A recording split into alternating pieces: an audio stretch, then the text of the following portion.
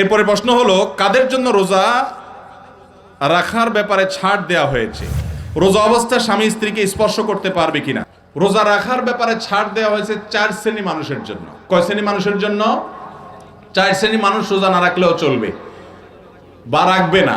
তার ভিতরে 1 নম্বর হলো শিশু অথবা অসুস্থ মস্তিষ্কের মানুষ। শিশুর উপরে রোজা ফরজই হয় নাই, মুসলমানের শিশু।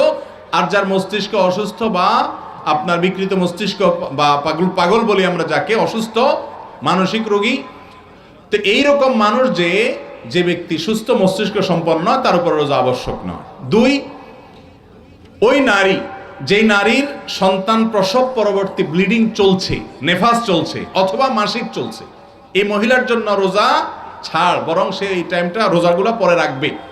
আর 3 নম্বর হলো মুসাফির ব্যক্তি সফররত অবস্থায় কষ্ট যদি নাও হয়, তারপরেও সে চাইলে রোজা না রাখতে পারে, কিন্তু এই রোজাগুলো পরে তাকে রেখে দিতে হবে।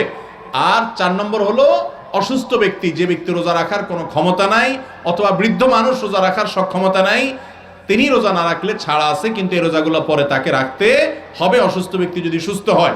আর বৃদ্ধ মানুষ যদি সুস্থ হওয়ার আশা না থাকে, তাহলে তিনি ফিদিয়া দিবেন, মিসকিনকে খাবার দিবেন, একটা করে ফিতরা, একটা রোজার জন্য 30,000 জন্য 30টা ফিতরা আদায় করবেন মিসকিনদেরকে, তাতে তার দায়মুক্ত হয়ে যাবেন।